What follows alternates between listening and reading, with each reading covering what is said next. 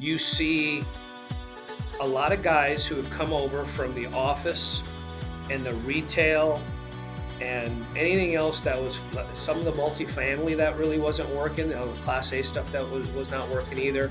Those guys all pivoted. And where do they pivot to? Storage.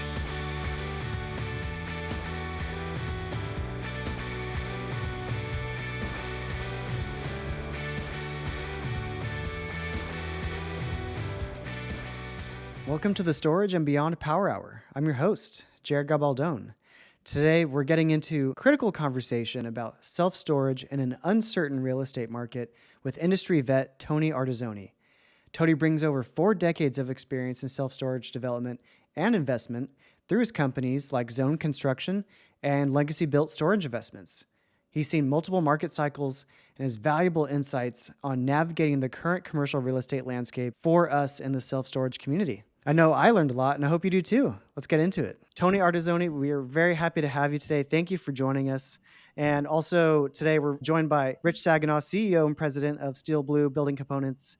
So, Tony, if you could give us a little bit of your background of Zone Construction and also Legacy Built Storage Investments and your background in the self-storage business generally. Thank you. Yeah, I'm honored to even be on the show. So thank you for having me here today. And how much time you got? Because I could go on for a while on this. Just the first question. I'll condense it as much as possible. I'm a son of immigrant parents. My father's from Sicily. My mother's from Venezuela. I speak Italian and Spanish fluently. Grew up that way. My father was a architect by trade. Graduated, came to the United States. They both became U.S. citizens. He was an architect out of NYU, is where his degree was from. But back in those days, things were tough. And my brother and I were getting into a little bit of trouble in the streets of Queens, New York, where we were born and raised. He picked us all up one day. My mother never thought that would happen, but we were moving to California and we ended up stopping in Arizona. My mother had some really bad allergies, sinuses, that kind of thing that she's had all her life. And the dryness of Arizona climate here just cleared it up. And he said, "That's it. We're not going anywhere." So we landed here. He landed here. I was probably freshman year of high school is when I came out here to Arizona. And you got to understand, my father and the family really have all been master tradesmen, master masons, electricians, plumbers. They could build just about anything. So that really resonated through the whole bloodline. My old man used to always say that you make a lot better decisions and a lot more money with your mind than with your hands, right? And that was one of the things that he wanted of my brother and I, to always have the ability to go to school, get an education, and work with a computer in our minds as opposed to a shovel, and a pick handle. So those are the things that he really resonated with us. And I could tell you even stories growing up. He always wanted us at an early age, for my brother and I both, but he would wake us up at 2 in the morning for a concrete pour, or if there was framing going on a storage facility. And I had school the next morning and then practice after that. And he didn't care. It was just like, get your ass up. We're going to the job site and I want to teach you what this is all about. And so we've learned over time through repetitiveness and so forth. And he always instilled quality in us and doing the right things, the morals, the character, all of it that goes along with having an evolution of a company, I guess, that's now come to fruition at this point. So it's been one of those things where learning that part of the trade and understanding the value engineering at an early age, and then going through schooling and all that kind of stuff. At the end of the day, I then got into brokerage. I got into commercial real estate brokerage. Did that for a little over 12 years with one of the larger companies in the country, and learned how to negotiate, put deals together, understood it, until finally I said, I'm tired of this guy and this guy making a decision so I can eat, right? I'd rather eat and make my own decisions. And that's where I jumped over to the other side of the table. And so for us, now, call it, believe it or not, 2001. It was my career, and where I started going was when the towers came down. That was a big deal. I left on that day. I left the brokerage community on that day, and an opportunity came my way within a week. My father was all over me for 10 years plus saying, "What are you doing? Build another storage facility across the street from the one I built. It'll fill up. I'm telling you, it'll work." And I used to say to him, I'm like, "Dad, it just ain't sexy enough. It didn't get me going. Like, I'd rather have been a plastic surgeon or something. Now, that's sexy." But self-storage at the end of the day, and building and developing it, I tripped over it from a standpoint of being bred into it, but then understanding at the end of the day what true development really means and the true accretive value is at the end of the process. And then having those partnerships are critical. I will tell you that when my father passed away, he passed away early. It was just a fluke deal, brain aneurysm. He was 67 years old. And when I was in the middle of my very first project, and I was scrambling a little bit. And I'm like, where do I find subs? Where do I find the right people? How do I end up putting this all together? And I found a diary. Back then, there was no CAD or anything like that. So everything he did was by hand, and it was meticulous. Like, I remember even growing up, my handwriting was illegible on my homework after I'd have to show it to him. He'd look at it and said, go and redo it. So I'd have to redo it. And there's a couple of times of that, and I don't want to do it. So my handwriting, people always comment on my handwriting, and that's because of that, right? That impeccability of where the devil's in the details. So with that happening, I found this journal. And when I found his journal, I saw all of these manufacturers, suppliers, subcontractors, everybody else. And I just started making phone calls and said, hey, listen, I'm the son of Carlo Ardizzone, and I'm building a project in Arizona. I really need some help. I'm just looking through my father's stuff, and I would like to see if you'd be interested in working with us. And I still remember those days. It's 25 years ago, right? 20, a little close to 25, where people would go, what was your dad's name again? So I told him, he goes, oh, yeah, I love that guy. Absolutely. I would love to work with you. As a matter of fact, I gave the company to my son. So I'm going to introduce you to my son, and you guys get figured out, right? So it's generational and it keeps going. And so that's one of the things that it was a lesson right out of the gate of that companionship and the relationships that everybody talks about. But the only way that really comes about is when you put a plan to action. And a lot of the time is just reaching out, just like I do with Mr. Saginaw over there and his team and so forth. They know they can count on me and I can count on them. And that in its of itself is it's hard to find in the real estate world, right? Development world, investor world, manufacturing world, right? It's a big thing. So that kind of gives you a little insight. Then I went from doing that to I can tell you I have been the full circle gamut from being in a three-piece suit, dealing with Wall Street bankers, flying to New York. I had that ability to when 2006, 7, the housing crisis came about, to all of a sudden taking off my suit, selling my expensive car, getting in something that was humbling all the way around, throwing jeans and a polo shirt on, and going out, driving 100 miles away from my family to be able to go and rent storage units and lease up the project at the end of the day. So those are important things that have really molded what we've done. So when people say, well, you don't know what operations are, no, I do know what operations are. I had our management company that we stepped into, and managing your own properties was a task in itself. Back then, it was guerrilla marketing. Managers were hitting the streets and they were talking to apartment complexes and anybody at the end of the day and giving out $5 coffee cup coupons for any referral they gave.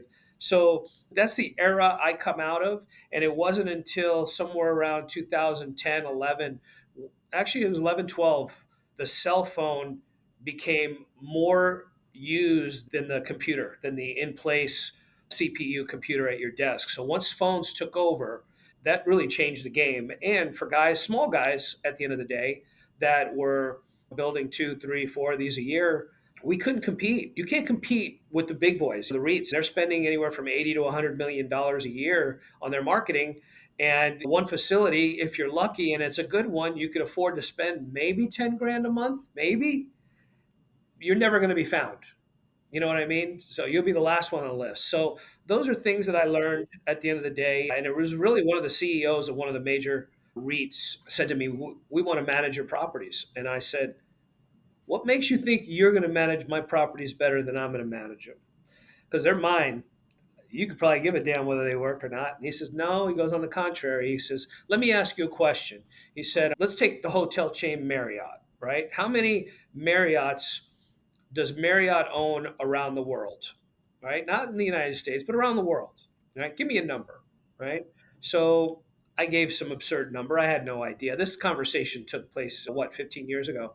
And so I said, I don't know, 7,000, 7,500. I think I threw out there. And he says, no. He goes, you got the right number in there, but all those zeros, there's only seven that they owned. Everything else was managed, right? And that's how Marriott and some of these, you go into any hotel today, that banner, that shield, right? The Hilton, the Marriott, the W, whatever it is, those are Mr. and Mrs. Smith own those behind the scenes. So that's when the light kind of clicked on. And I said, you know what? I think my value is in the acquisition because I know how to acquire, I know what the added value looks like, and then I know how to build them. So we just stuck there, got them done, got them where we wanted to, got them in the right spots, and handed them off. And so that's what we've been doing. So for us, it's just imperative, it's critical of the relationships that you have. Go circling all the way back to the beginning of this is with partnerships and having SteelBlue as a partner to us.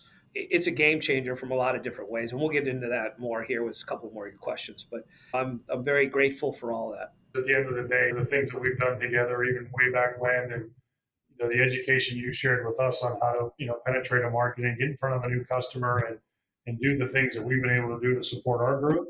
It's really learning from some of the trials and tribulations that you've brought to us and always pushing us to be better as a vendor partner, like you say. And for us, it is those partnerships. And when we started Steel Blue, similar to how Tony's done in his past, it's about being transparent with your customer and your vendor and understanding how you can deliver the best product at the right time. That's a very interesting story and not too dissimilar in some of the things that we apply here as we grow. Yeah, absolutely. And Tony, that was a really fascinating story. Thank you for, taking the time to share that with us. It was the truth. I didn't throw the parts in there where I got beat up in the streets back in New York, but you had to hold your own back then.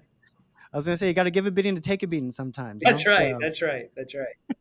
now people are definitely primed up to understand that you're very qualified to answer the question of what has been the impact of the slower commercial real estate market on self storage in particular. This has been something that I feel like I've been hearing about for years now, the sort of slowdown in the CRE. And for your side of things, you come from a builder's perspective, you come from an investor's perspective. What's your take on all this? Yeah, that's an insightful question. So thank you for that. I've seen, you could obviously see some of the gray hair here. This is like my third or fourth cycle. I want to say it's my fourth cycle going through it. But definitely in an economic context, you got to consider that we're in a phase now, COVID, everything else that happened prior to that. We're in a phase where the pause button has been hit for the simple reason that during that period of time, in those 2 years or so, 2.5 years, lending, everything stopped during that COVID period. And really, right about up to it, you see a lot of guys who have come over from the office and the retail and anything else that was some of the multifamily that really wasn't working, the Class A stuff that was not working either. Those guys all pivoted. And where do they pivot to? Storage. And you could ask Rich. I'm sure he has a spreadsheet of projects that were pending and that never got built. And that's where I really see the commercial real estate market and what happened during that period of time. And you compound that with fluctuating interest rates, consumer behavior is another one. You start looking at it and going, okay, well, you've got all the saturation, you've got all this kind of mitigated risk that is out there. Investors were also hitting the pause button, right? So a lot of projects just halted. Even people that had a shovel in the ground, they halted. So I just think at the end of the day that storage, I've seen it for 45 years work, and it continues to work. And I believe it'll work not only in my lifetime, but my kids' lifetimes, that it'll continue to work as well. And it'll work at a high level. I think it's just going to evolve and come into a different type of a space as the decades move on and so forth. Because you start looking at stuff that people are in economic times, right? The good and the bad, the downsizing and the upsizing.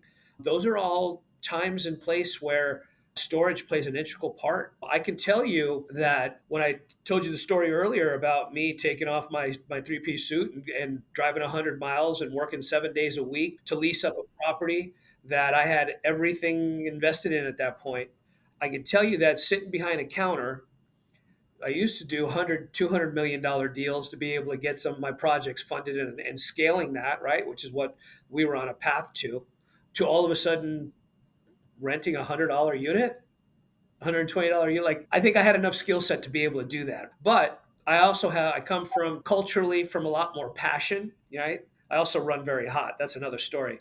But that's one of those things where culturally, having a heart and so forth. So the compassion when I can tell you story after story of how people would come in, grown men would come in with their wives behind them, with their kids behind them, and say, I need your help. Sure. How can I help you? You want to, I need more help than that. Like, we've been paying our rent to our landlord who owned the house and he wasn't paying the bank. And the sheriff just showed up, knocked on our door, and said, we have 24 hours to get out. And all the while, this grown man is crying, right? Or he's got tears and he's fighting it back and the whole thing. And I'm just like, hey, you know what? We were at the time on the first deal, we had some ancillary uses and we had U-Hauls we were renting out. I said, you know what? Here's the keys. Take the keys, just fill it up with gas when you bring it back. How big's your house? What do you got? So there's a 10 by 30 over there. Here's the deal. Sign them up. I said, you got 2 months free rent. Just take it, get your life in order, do what you got to do. And I'm glad we're able to help. That in itself led to us in a down economy, in a down cycle, and really not being able to pull into the demographic analytics that I thought I was smart enough to figure out at the time, because I've never been faced with something like that, something that drastic like the housing market, that it actually just resonated because he ended up telling friends and family, and they told friends and family what happened. And the next thing you know, our 140,000 square foot Class A facility got leased up during the bad times. And so that's a story on downsizing. And you guys know at the end of the day, when things are good, which I'm knocking on right now glass, but in the next 3 years, you're going to start seeing this economic ship that's being held by this administration start to turn. It's a big ship, so it's going to turn slowly. But I really think that we still got some headwind here a little bit for anywhere from 12 to 14, 16 months still before banks start lending and so forth. Because I talk to them all the time, right? So they're really cautious and really minimizing and mitigating their risk at the end of the day. Then you start taking into also consideration in the shift, the dynamics of what's happening out there. You've got e-commerce is also huge. So storage is playing a big role. You've got the work from home type of stuff that's going on as well. Companies starting out, they're not, we're competing with the flex industrial space out there at the end of the day. The only difference is that for $230 a month, you get yourself a 10-foot by 20-foot by 12-foot, right? So what is that? 1,200 cubic feet of space that you can put for 200 feet, as opposed to renting an industrial flex space that'll cost you a couple $1,000s a month, if not more, right? Plus triple nets or whatever kind of a lease you have, whether it's modified gross or triple net. You're looking at a costly scenario, a larger scenario, be able to house more, but if you're coming in and coming out, different story. So yeah, I think telling you all those things, I could also tell you firsthand, being in this industry, the downside of the economy and the stability of the downside of the economy is better than the upside. The upside, you don't have to worry about so much about the move outs and all that kind of stuff at the end of the day, and you could charge more, but it's a little harder to get the acquisition of those clients, the ROI on them. On the downside, like COVID, for instance, I can't tell you how many times I used to drive around to our projects and just go and make sure things were kept. I'm just detailed that way as I was raised, and I would never say who I am or whatever, or in walk around, and I'd see people wheeling in on the big huge carts. They'd be wheeling in loads, like hundreds of paper towels and toilet paper and all the conspiracy theory stuff that all happened back in the day, and guns and whatever else they had. I was like, hey, what do you got over there? What are you doing? Oh yeah, we're getting ready. I can't find any of this, right? At the end of the day, I know my family, I'm going to be able to supply it all to my family if they need it, right? And I'm like, okay. So you're paying me $230 a month to store your toilet paper. That a boy. Let's go. Let's do That's it. it. That's it. So And it's been a strange market for sure. At least on our side, we see a lot of to your point, Tony, post COVID, there was a lot of it with the economic downturn, the malls and the Toys R Us's and the Sears and the Pennies that went out of business because people weren't out and about and doing that thing. And there was a kind of I'll say is probably a artificial spike in some of that build in demand because people were taking advantage of that downturn, and again the residential side of it as well. And that was a lot of quick hits in, call it mid 21, 22. And then when that started dying off and slowing down a bit, you had the opportunity. You saw the economy start to take hold and pause up with the interest rates going up. One of the big things in storage for growth, and it's well known in the industry, is the transient, right? The displacement of people and job market. People being transferred from town to town via their jobs, or they decide to move from California to Arizona or New York to Florida. And again, as that slows down and interest rates have gone up, that big piece of what drives storage growth has been a challenge in that market. And when we started SteelBlue in 2022, we were a startup company that took advantage of maybe that slowness and the opportunity for another opportunity in the market to take hold. And think about some of the Mattel and some of the Monopoly games that were created post depression and the successes that they've had. And that's the right time, right place for SteelBlue. And again, having partnerships and relationships with guys like Tony, it's helped us get our namesake out there and understand who we are. And the team that we have is very experienced, but learning again from that kind of understanding of the real estate in a global manner helps us navigate and grow the best we can. Yeah, completely different market today than it was a few years ago, pre-COVID, for sure. Just to wrap that question up there, what Rich is saying, with the downturn in the economy and where things were and where we are right now, at the end of the day, this is the time where, yes, it poses challenges, but it also poses a lot of opportunity. And one of the things of what Steel Blue was able to do during that downtime was get their processes in place. Because I know talking to them through that whole process and where they were and how they were going to scale and what they were going to do and the machinery and everything else, it's the same thing that we do on our side, right? Because the opportunity exists when everybody hits the pause button. It's the guys like the Warren Buffetts of the world who end up buying at that point. And that's where we are. You just got to make sure you solve that piece of the puzzle. Buffett says it's not until the tide rolls out where you see who's really swimming naked. The guys who are all opportunistic about it, they're the ones that were sitting out there naked, and they were the ones with embarrassment, both having properties repossessed or taken back or whatever the case is, or companies that were folding that were not ready for it. Rich and his team and Brett and those guys, they hit it right. When I say they hit it, they were in the right time at the right place. Better to be lucky than good, Rich. A lot of that going around for sure. Yeah, We, yeah, we're thankful for it, humbled by it. And Jared and I've had some conversations too. You're absolutely right. As a startup, and Tony, you can really appreciate this. There's two things that can drive you to bankruptcy, right? Not having customers and good relationships and partnerships to sell to, and growing too fast, right? And I think when we got out of the gate and maybe a stagnant, declining kind of opportunity, to Tony's point, it allowed us to get where we needed to be. We got our equipment in place. We designed a good product. We understand who we needed to get in each and grew responsibly. I think that's a big part of our success for sure. And again, always nice to meet you, Jared. You hear me say it all the time, but right time, right place, and right people, and right processes, and right relationship. yeah. And I commend you, Rich, for how you've handled yourself during those times because Rich, being 6'8" and 300 pounds, he's an intimidating factor over there. I love the fact that he would call me a lot of times and go, "Hey, what do you think about this? What do you think about?" I know I wasn't the only one, but there's other guys that he was relying on that were not in the industry, in the manufacturing side of things like he was, right? But he was asking questions of people from the outside to get that understanding. And then you can never have too much information. And so I commend you. And that's why you guys are crushing it. So good for you guys. Yeah, we appreciate that. And also, we've been talking about how hard it's been, but I also want to talk about what's coming up for us. And so, what we have right now is a new presidential administration. We have a lot of new policy that's coming our way. And I feel like whenever there's a new administration, there's a lot of excitement about what's to come. Finally, things are going to change. And what do you think the new administration's impact is going to be on the CRE from here? And yeah, what's your overall take on the sentiment? One thing that before you jump in, one thing that I think spooked us a bit was the tariffs possibly and how it's going to drive up the cost of our side of things on the manufacturing side. And we've been preparing for that. But I think outside of that, it's been generally positive from what I've seen. And maybe you could touch on this, Tony. As a business owner, and it's a thought provoking question, that's for sure.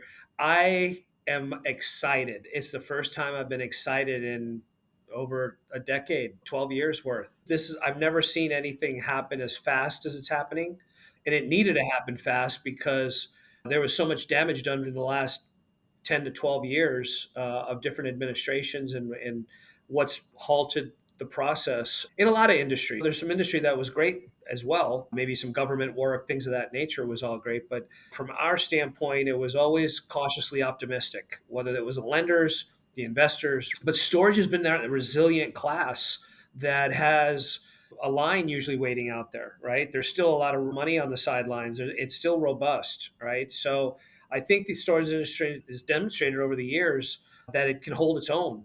And with the current economy and where it's going and where you're starting to see all this talk about the tariffs and everything that people are scared straight about or talking that it's going to raise prices and so forth. You know what? The market needed to be adjusted to begin with anyway, right? And so this is a true market adjustment of where it's going to be. I'm hoping, unfortunately, and as a developer, I'm not as optimistic when it comes to pricing and steel and hard goods to come down.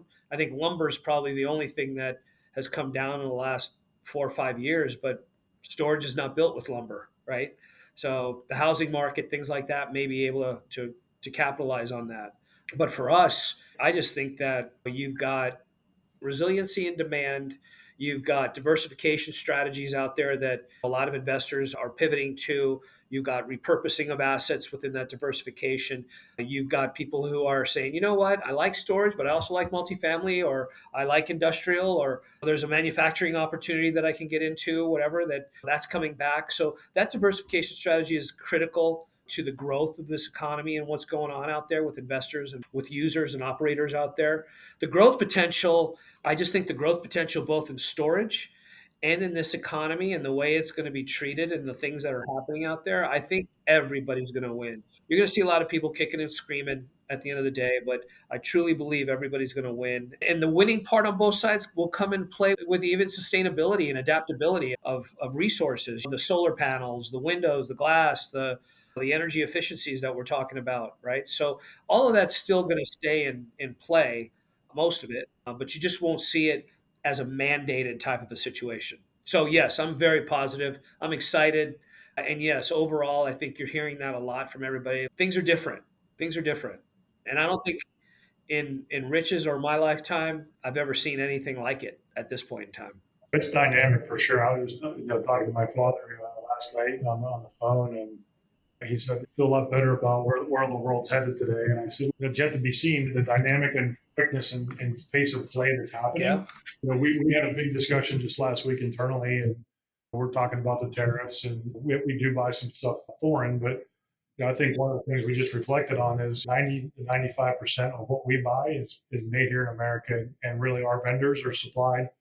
I think our furthest vendor that we use today is 500 miles from our plant, and they are buying globally. We were asking them what that impact might be, and they said, "Hey, we got you covered at least for the short term, right? So that no impact right now." But again, that's something we're very prideful of. But look, the economy is going to be, administration aside.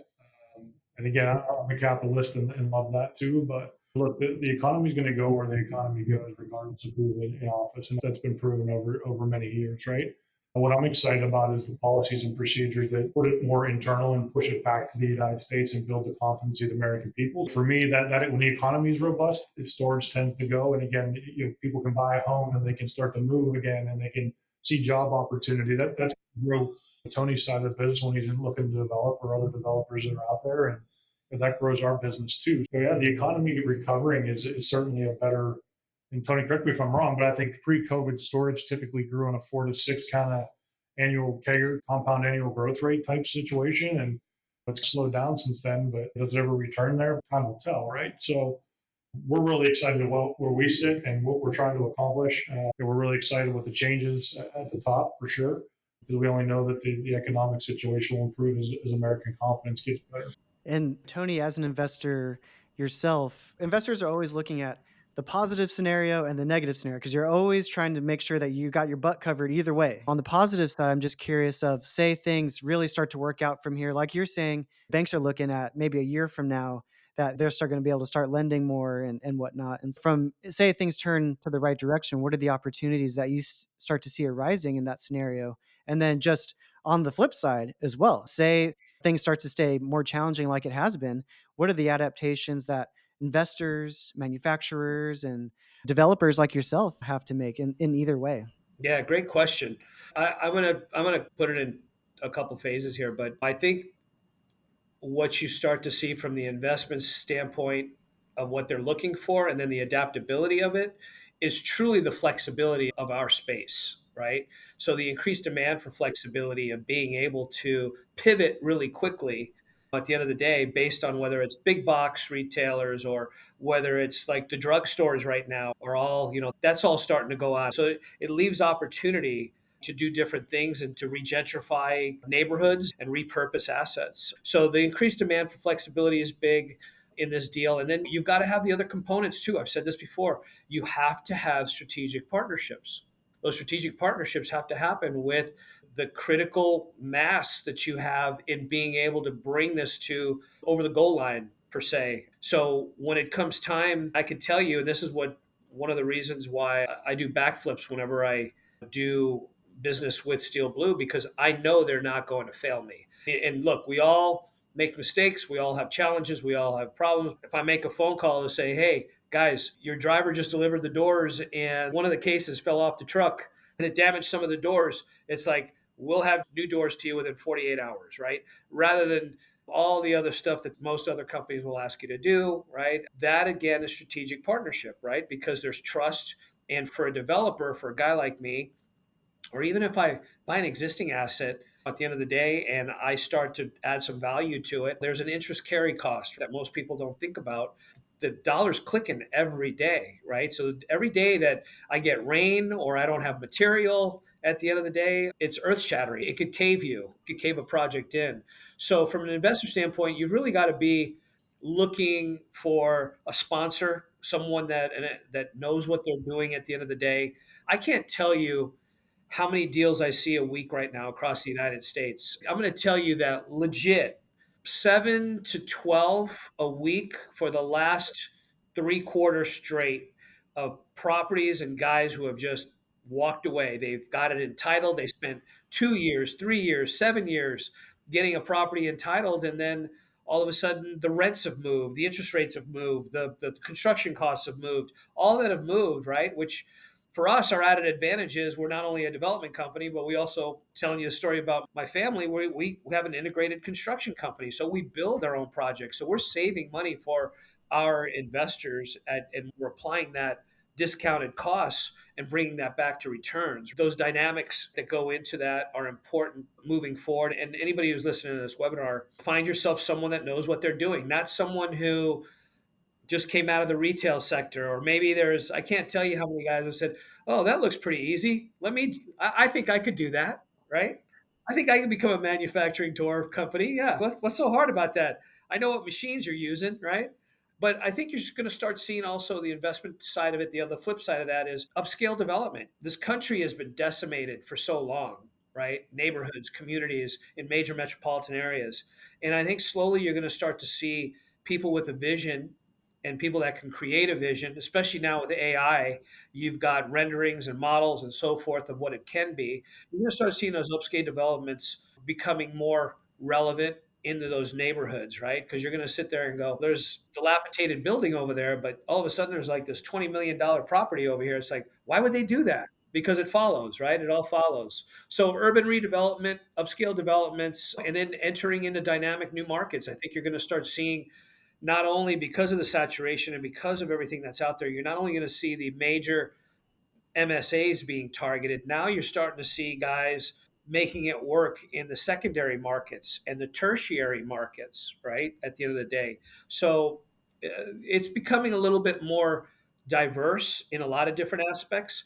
But I'm just going to keep saying it. You got to know what you're doing, because if you don't have your analytics and your research and your relationships and your partnerships in place, which takes years, this isn't something you make a few phone calls with. You know what I mean?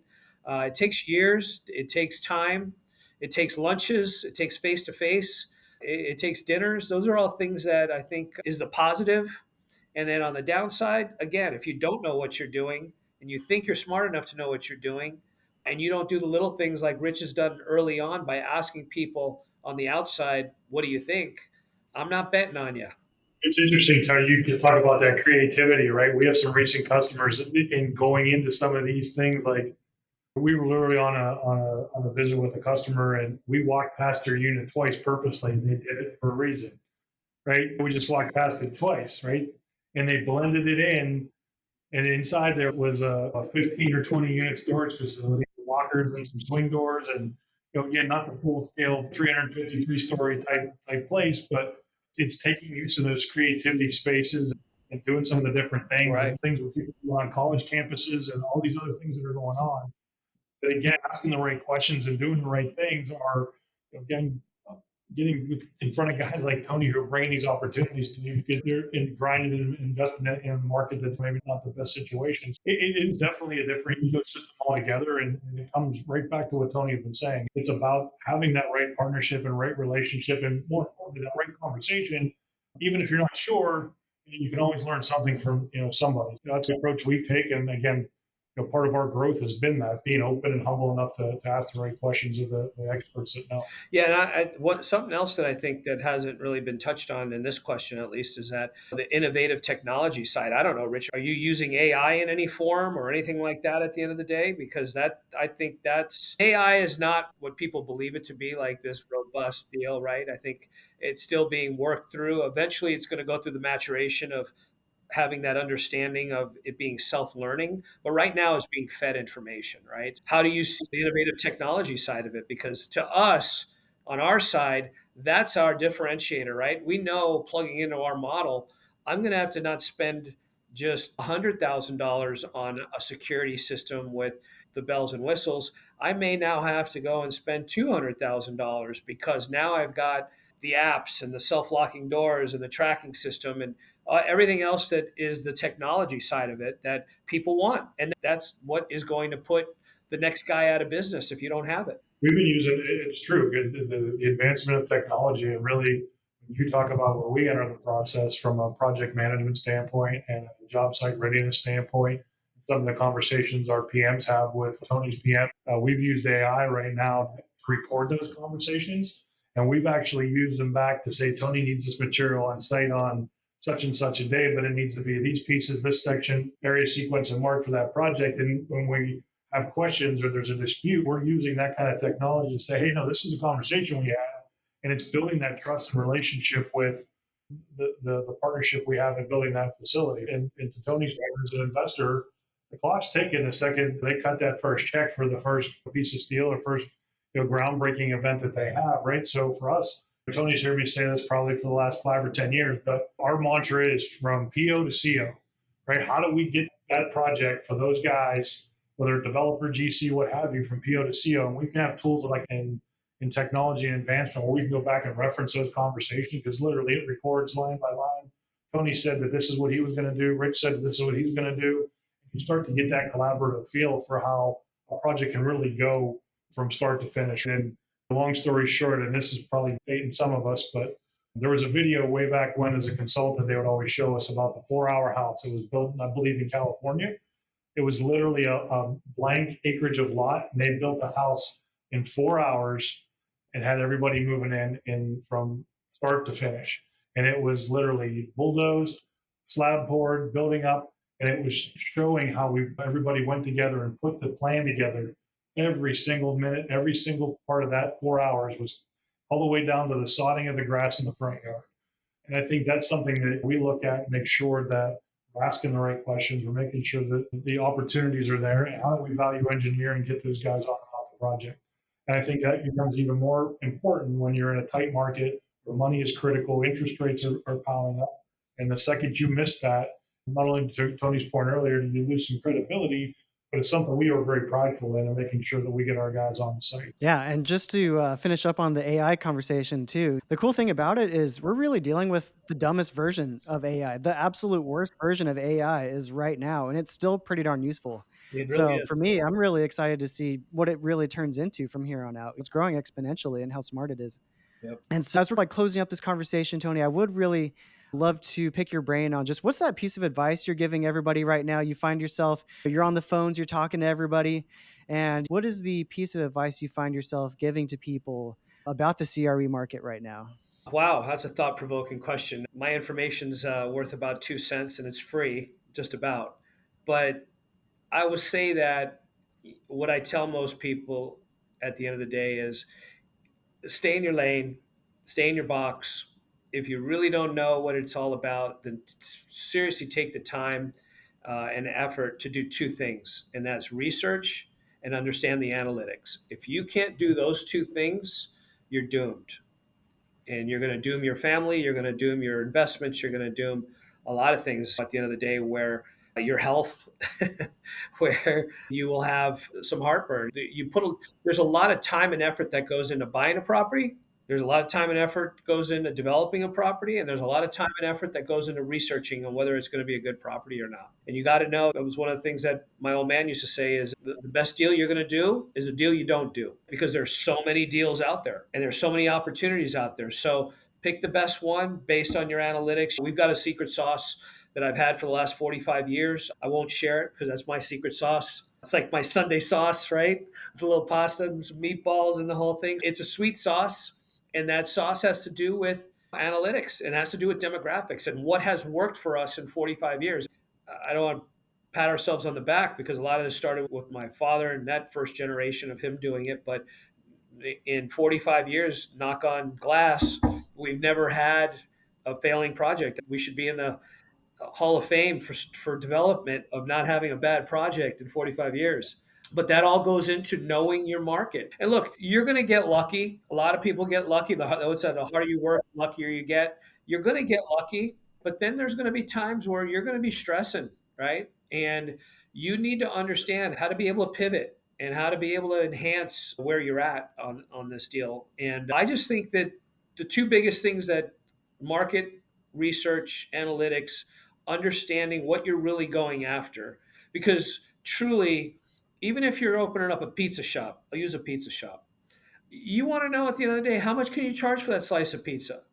And you want to know how many people are going to show up for that slice of pizza, how much competition you have around you, right? At the end of the day. So all those things go into play of how many slices of pizza you're going to end up selling by the end of the month or the end of the week. And for us, especially with the saturation market and especially where this is today, you have to be cognizant of your competition. You got to be cognizant of what the pending competition is out there in the market, because they may not be competitors today, but they'll be competitors 3, 4, 5 years from now, and they could hurt your business. And it's the same thing that's happening right now to that first generation type of storage facilities, the outdoor drive ups and so forth, that are just getting decimated because the climate controlled, beautiful Class A building across the street or down the block just came into the neighborhood. And for $12 more a month, you can have a different experience, a better experience. And so for me, research analytics, understanding what you're about to get into, don't just jump in. Don't listen to, hey, this is a great opportunity at the end of the day. Says who? And what is your background in it at the end of the day? Because if that person doesn't have a resume, it's like doing surgeries, or at the end of the day, a pilot's got to have so many hours to be able to fly a commercial jet. If you don't have that type of a resume behind you moving forward, then go and learn it from somebody first before you go and take your family's money into the thing, right? Because the last thing you want to do is like the story I heard 2 days ago, was a guy who put all of his money into this one multifamily development situation, and it was a do or die situation, and it was dying on the vine after, I don't know, 8 months. And it came to a culmination to where the guy had a stroke. He had a massive stroke in the hospital, and now he's letting his wife down, his children down, the whole deal, because of the stress. And you just don't want to be in that spot, right? You want to be able to sleep well at night. You want to be able to know that you're partnered up and you're with some good people at the end of the day. Same way that I am with my components and my guys in my corner at the end of the day. That makes me sleep well at night, and it should, hopefully that resonates with the audience. Yeah, we appreciate that, Tony. And Yeah. also for people that want to work with you, how do they work with you? How do they get in touch? And yeah, how do they? I know it's hard to get on your line sometimes. I know you're a busy guy, but I appreciate that. No, thank you for the question and thank you for asking it. I've been working with institutional lenders and partnerships for a long time, 24 years of it, right? It wasn't until this last year where I decided to break away. It was actually during COVID where I thought it through. But as of January 1, we actually took the step forward. We put at least a year and a half into preparing a program for friends and family. And right now, we're offering opportunities to come and join us to be a part of our partnerships. It's a fund that we have. It's called Legacy Built, which is Legacy Built Investments, a little spinoff of the 45 years that my father's been a legacy of passing this on to me. And now hopefully I pass it on to my kids. But in the meantime, I'm going to pass it on to my investors and their kids, right? And generating that generational wealth. So Legacy Built Investments is a fund that you can go to legacybuiltus.com or legacybuiltus.com. And you can see you can become an investor right there. What we're offering is the floor to be able to invest is $25,000. And for that, you get an 8% preferred annual return on that money. It's a 5 year hold, so it's passive in nature.